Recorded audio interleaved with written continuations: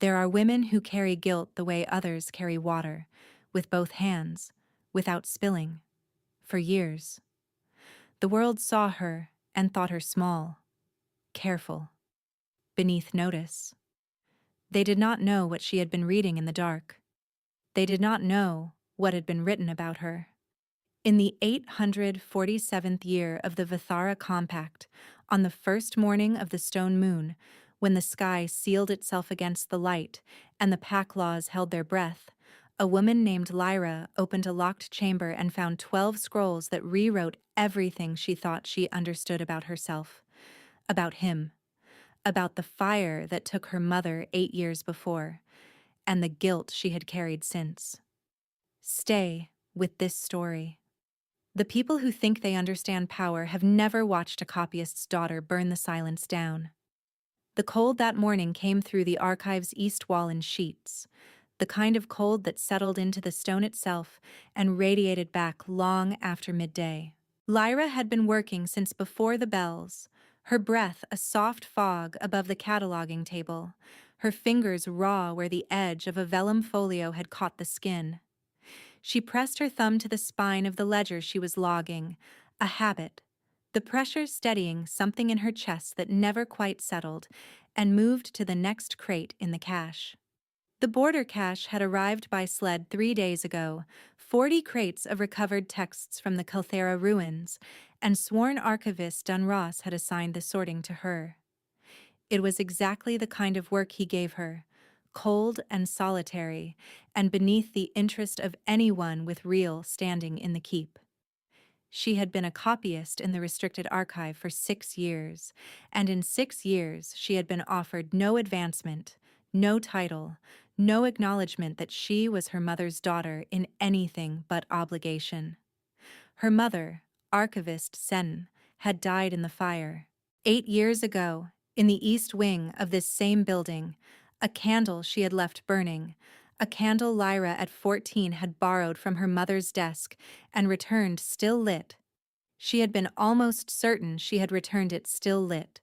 She had told herself for 8 years she must have, had caught the edge of a drying cloth and taken the restricted wing with it. 40 years of irreplaceable texts. Her mother, who had gone back inside when the smoke rose. The official report named careless storage of an open flame. It did not name Lyra, but it did not need to. Dunross had made sure everyone in the keep understood where the flame had originated. She had been kept on because her mother's skills lived in her hands and because a girl carrying shame was easier to manage than a girl carrying authority.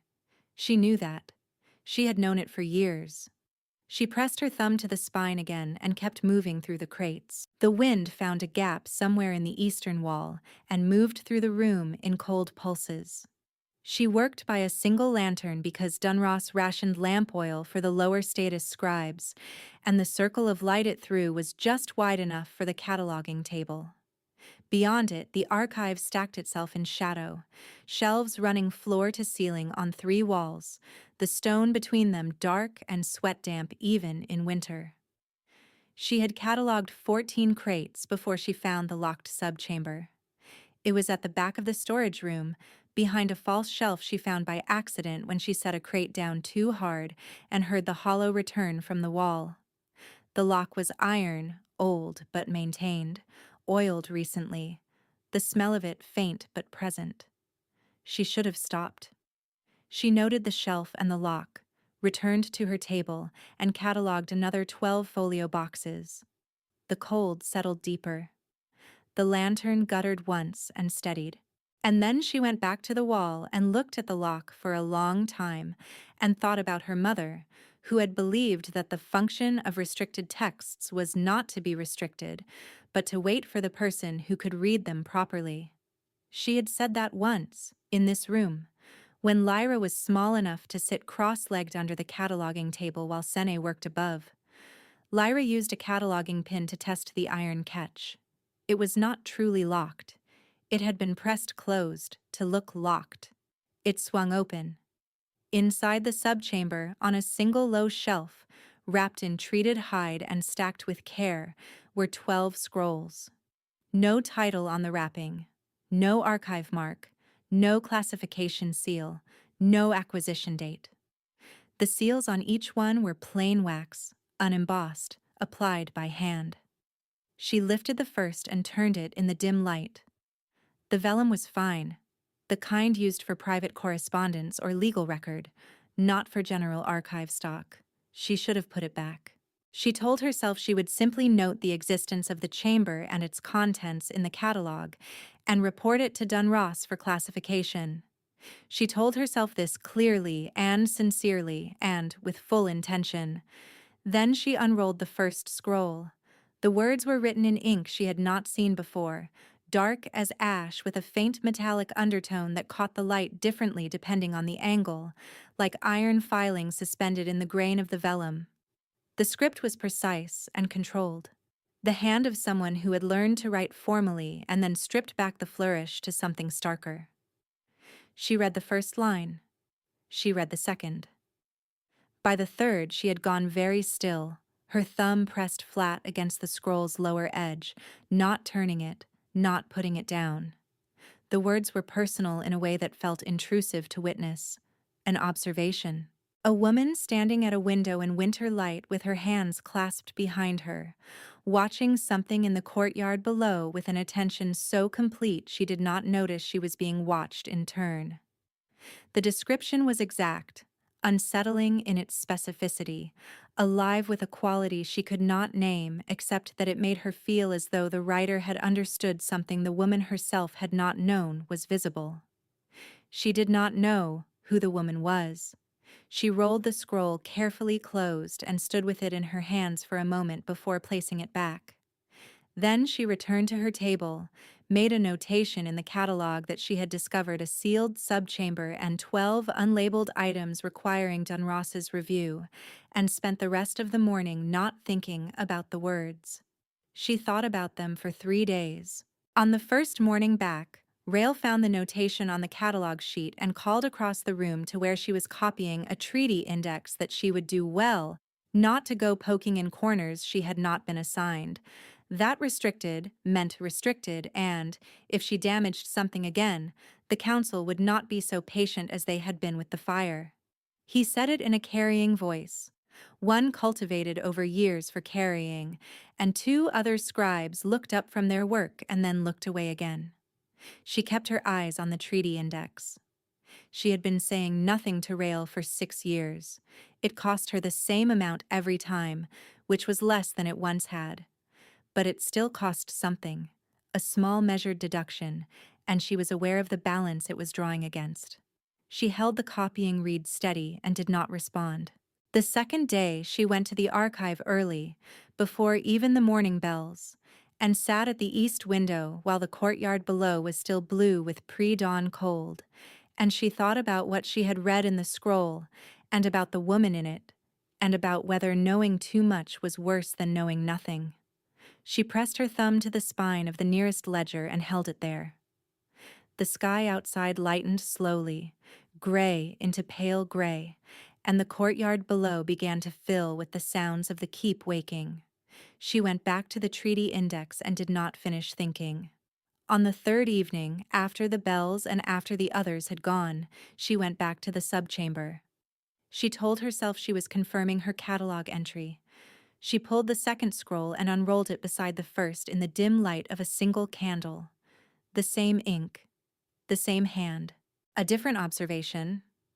A woman in the archive on an early morning, reaching for a high shelf, her sleeve falling back to reveal a faint ink stain on her left wrist.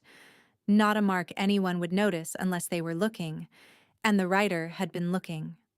The stain was described with the same precision as everything else, its shape and its location, and the way the woman pressed her thumb over it when she caught someone watching her reach, a gesture small enough to be unconscious and particular enough to be unmistakably hers. Lyra stopped reading. She looked down at her left wrist. The ink stain was there, as it had been for 4 years, a shadow of a copying accident she had long stopped noticing. She pressed her thumb over it. The warmth that moved through her had no rational name.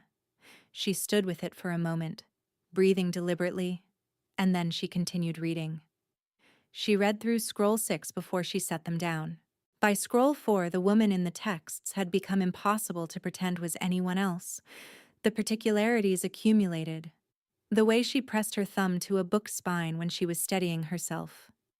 The habit of standing at the east window on cold mornings because the light came in level there and was easier on the eyes when transcribing. The small pin case she carried for reference work, the clasp of it bent slightly so she always pressed it twice to be sure it was closed. The way she moved through the archive stacks as though she had memorized their weight and did not need to look where she was going. These were not observations that could have been gathered casually or from a distance. These were the observations of someone who had watched her carefully and consistently, from a position close enough to catch detail that she herself had never thought to notice. The quality in the writing was not clinical and not cold. The restraint of it was almost painful, like a hand held open and very still when every instinct in it was toward closing. She stood in the cold of the subchamber with scroll 6 pressed flat against the shelf and felt the warmth move through her again, sharper this time, a spark at the base of her sternum that she could not rationalize into something ordinary. She rolled them closed. She went back to her room. She lay in the dark with her left wrist against her chest and held the warmth there until she slept. The fourth day she spent cataloging, all of it, with the steadiness of someone keeping their hands occupied, so the rest of them will follow. She logged the final 18 crates and compiled the full acquisition index and transcribed 2 treaty endorsements and did not go back to the subchamber. She thought about the subchamber constantly.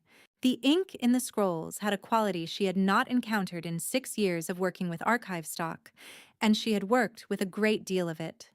Most restricted texts, the ones that were actually restricted rather than merely inconvenient, were written in standard iron-gall or oak tannin preparations, dark and stable, but without unusual properties. The ash iron ink in the 12 scrolls was something different.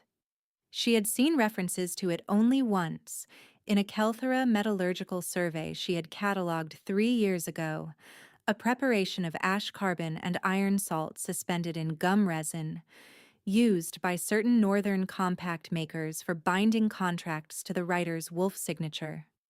She had filed the survey and not thought further about it, because it had not been relevant. It was relevant now. The 7th scroll had his seal on it. She almost missed it because it was pressed into the inside of the rolled edge rather than on the closure wax, and she only found it when she unrolled the parchment fully in the morning light before the bells and held it toward the window at an angle. The mark of the Vethera king. 3 wolves in a ring, their heads bowed. She had catalogued enough official documents to know it immediately and without question. She sat with the scroll in her hands for a long time without reading it. The king was Kale. She had seen him in the keep corridors perhaps a dozen times over 6 years, twice in the archive itself, never close enough to exchange more than a formal acknowledgement of rank difference. He was tall and broad through the shoulders, with a scar along the left jaw from the political ambush 4 years ago. Everyone in the keep knew the story. 3 rival alphas, 1 night, and he had survived it alone, and the scar was the record of it. He was not a man she thought about. She was not a woman he would think about. She set the scroll down, sealed the subchamber, returned to her table, and spent the morning copying a border survey in handwriting that was slightly less steady than usual. He summoned her that afternoon. Beta Sevan came to the archive at the 2nd bell to say the king required a review of the Kelthera cache catalog and that she was to attend. Sevan was a compact man, precise in his movements, with the kind of stillness that came from long practice of observing without being observed. He held the door for her when she gathered her ledger and followed him out. In the corridor he said nothing, but once, when they reached the turn toward the council wing, he glanced at her sidelong with an expression she could not read, something between assessment and something quieter. She kept her eyes ahead. Kale was standing at the window when she entered the small council chamber, not at the table, and he turned toward her with an unhurried attention that she read immediately as impatience with the inconvenience of dealing with a copyist directly. She set the ledger on the table and opened it to the Kelthera pages, and began explaining the catalog organization. He moved to the table and stood across from her without sitting, and she was aware of him in the way she was aware of a change in pressure, peripheral and involuntary and impossible to manage by trying. She pointed to a notation on the first page. He reached past her for the ledger to turn it toward himself. His hand stopped just short of hers on the open page. One breath. He withdrew his hand and gestured for her to turn it instead. She did. Her thumb found the spine without thinking. She felt him notice it. She did not look up. The meeting lasted 12 minutes by the count of the corridor clock. He said almost nothing beyond the necessary short declaratives that assumed a competence she had not expected to be assumed. When she noted an inconsistency in the acquisition provenance of 3 of the Kelthera crates, he listened to her full explanation before asking a single follow-up question, and the question was precise. She answered it. He nodded once. As she was gathering the ledger to leave, he drew breath as though to speak. A small, deliberate intake, and she waited for a moment with the ledger in her hands. He did not speak. She walked out through the door and held her pace level until she was around the corridor bend, and then she stood in the cold passage for the count of 4 with her back against the stone wall before she moved again. She told herself he was the king. He is reviewing a catalog. She told herself this with the thoroughness of someone who knows they are arguing against something they cannot see yet. She returned to the archive. Dunross was at the central table when she arrived, his hands folded on the surface, his expression carefully composed. He gave her the look she had catalogued over 6 years, the look of a man who has decided something and is satisfied about it. He said there had been a clerical irregularity with the subchamber items, that he would be reclassifying them under restricted access, that her catalog entry was noted, and she was not to enter the subchamber again without his written authorization. He said it in the smooth voice of someone exercising routine authority over someone who has no recourse. She said she understood. She watched him move toward the back of the room afterward, watched the angle of his walk, not toward the cataloging table but toward the archive proper, and she thought of 12 scrolls and a false lock that had not truly been locked. She pressed her thumb to her left wrist and said nothing. It was Elder Marin who found her first. Marin was 70 at least. A small woman who had worked in the keep's lower kitchens for as long as anyone could remember, and who had been her mother's closest friend in the years before the fire. She had spoken to Lyra in the years after, as one speaks to someone still in shock, carefully and at intervals, and for the past 2 years they had fallen into a quieter rhythm of shared mornings at the kitchen table when Lyra came down early. She had not come to Lyra's room in years, so when the knock came 2 evenings after the catalog meeting, Lyra opened the door already knowing it meant something she would not be able to set aside. Marin sat on the bench by the wall with her hands folded in her lap, and looked at her steadily, and said that she had heard Dunross had restricted the subchamber, and that she needed Lyra to listen to something she had been holding for 8 years. She told her about the translation. Senna had been working on it for 2 years before the fire, a Kelthera text recovered from an earlier border cache, describing the inversion of the blood moon severance rite, not breaking a bond, reforming one, restoring what had been cut, making whole what had been severed by decree or coercion. It was the kind of text that frightened people who held power through severance, those who could dissolve inconvenient bonds by council authority and impose others, who would lose that mechanism entirely if the inversion could be performed outside their control. Marin's hands tightened once in her lap. The fire, she said quietly, did not start from a candle. She had always believed it. She had never been able to prove it, had never had the standing to press the question, had carried it the way Lyra had carried her own version of the night for 8 years. There had been someone in the keep who needed those pages gone and who had written a report to make sure no one asked further questions. She looked at Lyra without looking away. There had never been a careless flame. The cold that moved through Lyra then was different from the cold of the stone walls and the winter air and the draft from the corridor. It was the cold of 8 years of a specific weight, the kind that shapes the way a person stands and how they hold their hands and how much space they allow themselves to take in a room. She sat very still. Marin stayed with her, not speaking, until the late bells rang. Before she left, she pressed a small key into Lyra's palm, her mother's spare archive key, which Marin had kept all this time in a box beneath her kitchen shelf. She said she thought Lyra might need it now. She said the stone moon had 2 nights remaining before it cleared, and that after it cleared, any bond ignited under its suspension could be severed by council decree within a fortnight. She said she was sorry it had taken this long, and she said it the way people say things they have rehearsed for years and hoped never to need. She left quietly. Lyra sat in the dark with the key in her palm and did not sleep. She sat for a long time with her mother in the room, not Senna's presence, but the absence of it.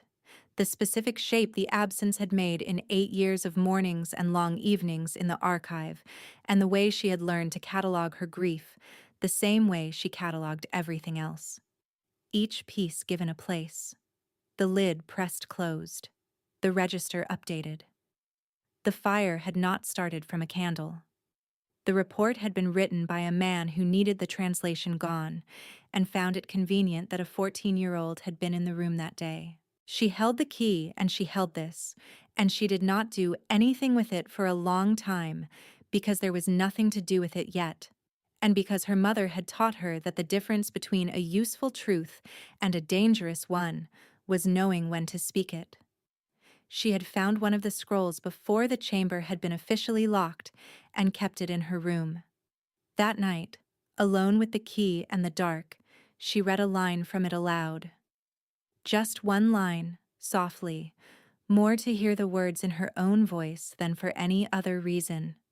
The warmth came back instantly, sharper than the subchamber, a heat in her throat and her sternum and the back of her hands, and somewhere across the keep, in a room she could not see and a silence she could not hear, something in Cale woke and recognized the direction it had come from. She did not know that. She knew only that the line hung in the air of her room after she spoke it and did not quite dissolve, and that she lay down with the key in her closed hand and thought about her mother in the archive, and about 12 scrolls and about the morning. She was careful for one more day. If you have held something in your hands that could either save you or destroy you, and known you had to choose, you know how it sits in the body. Then Rael came to the archive on the following evening and spoke in his carrying voice to no one in particular. To the room, which meant her. The copyist, who had gone poking in the restricted stores, had been reported twice near the subchamber this week. That sworn archivist Dunross was filing a bond theft charge with the council for the morning session, that it would be the second fire on her record, and the council would not overlook it twice. He looked at her while he said it. He had a wide face and a narrow satisfaction to him, and he was waiting for her to respond. She looked at the page in front of her. The ink on it was steady. She held the steadiness for the count of 4, and then she set her copying reed down and walked to the back of the archive. She heard Rael say something behind her. She did not turn. She had the scrolls in her arms by the time she heard Dunross at the archive door. She had taken the key Marin gave her to the false subchamber lock, not to open it again, but to test whether the council's official bar would hold from the inside. It would not. That was useful knowledge. She had also noted, 2 evenings earlier, that the archive's inner passage to the main hall was not listed in Dunross's official map of the building's routes, because he had never bothered to learn it. He had the map. Her mother had known the building. He had moved quickly, or he had been close already, which told her he had expected her to move. She heard the iron bar scraping across the subchamber entrance, heard his voice calling for the corridor to be sealed by council authority. She was already through the inner passage that connected the archive to the main hall, a route her mother had shown her when she was 8 years old, and that Dunross had never thought to close because he did not know it existed. She came out into the main hall with 12 scrolls held against her chest, and the stone moon overhead behind its shroud of cloud, and she walked to the council chamber, and she opened the doors. The council was in session.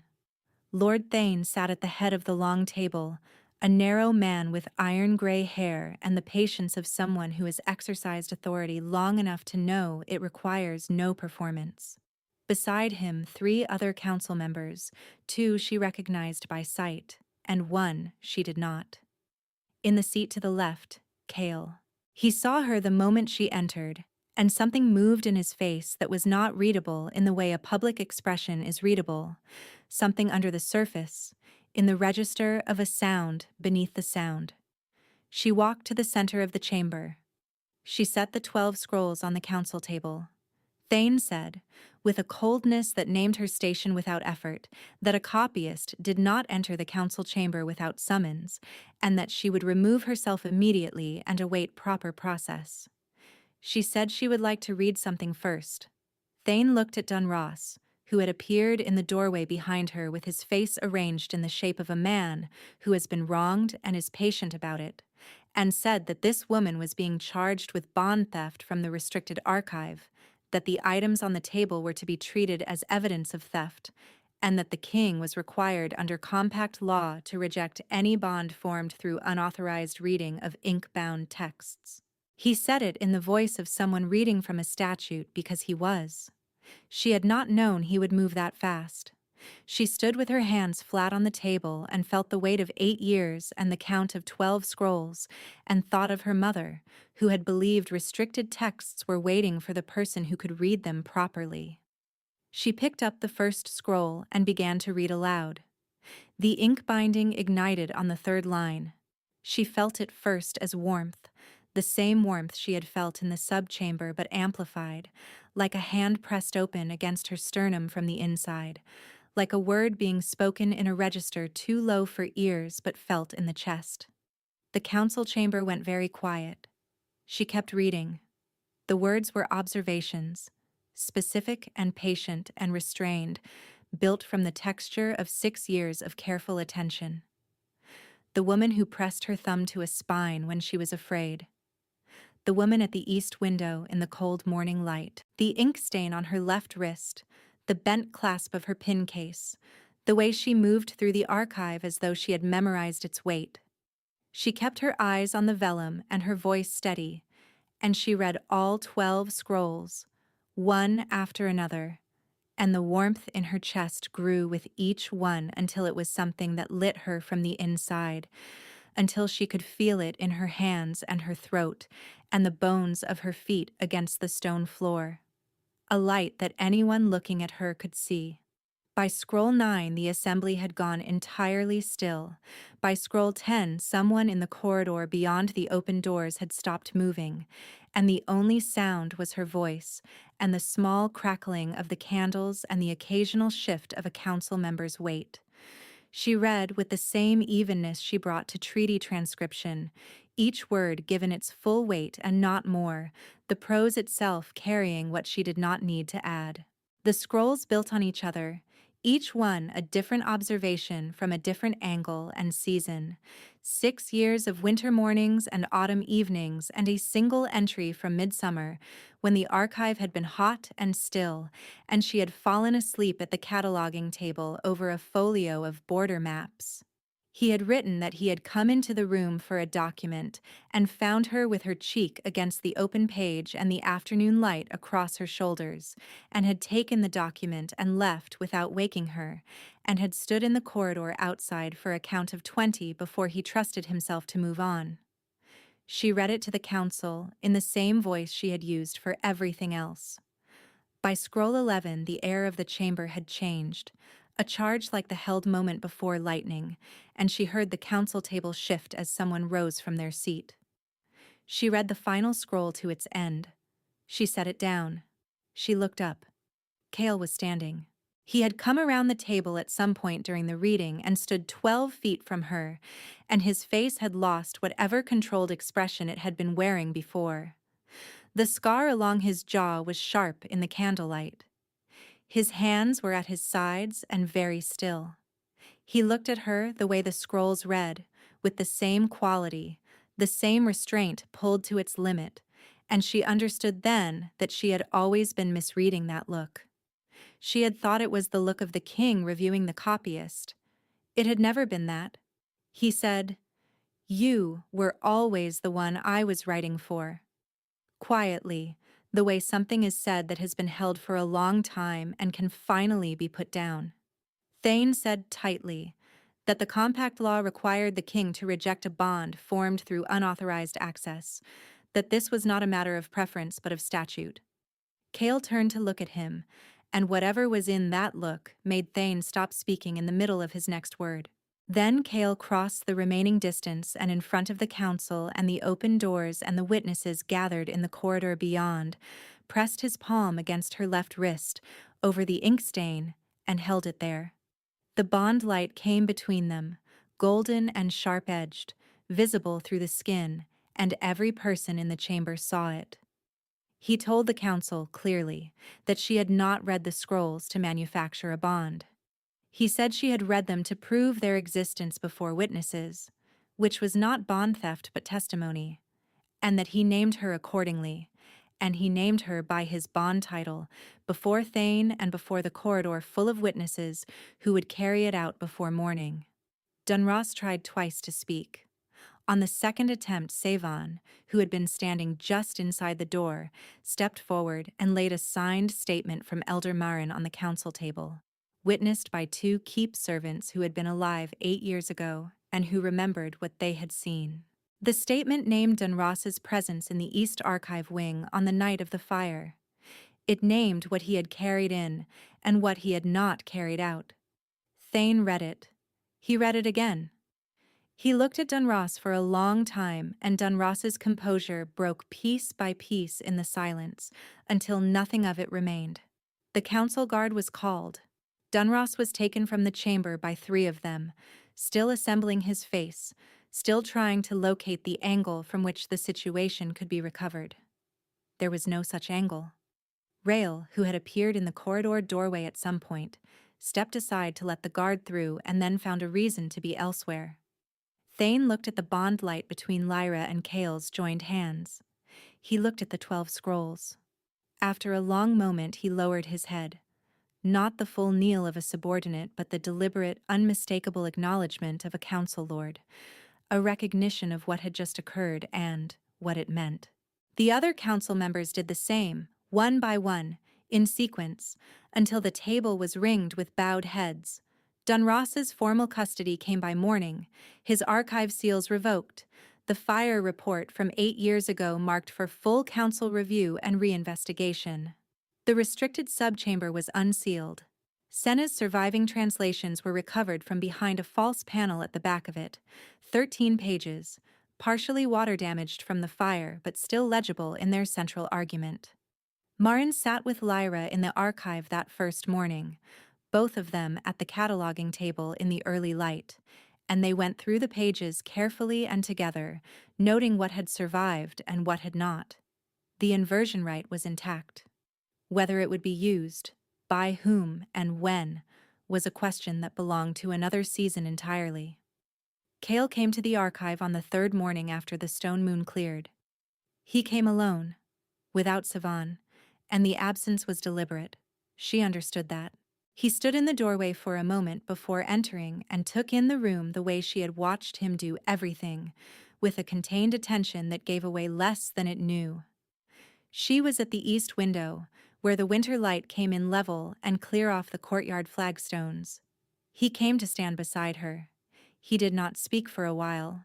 She did not either. The courtyard below was cold and quiet, frost on the stone, a single set of boot prints crossing toward the stables. She said, without looking at him, that there were 12 scrolls and 6 years, and she would like to know what else he had not told her. He said that was a fair accounting. He said he had believed for 2 of those 6 years that she despised him for the keep's treatment of her and wanted nothing the keep could offer. She turned to look at him. The scar along his jaw was different at close range than from a distance, less a mark of violence than something that had healed and settled into the face. She asked if he had been wrong.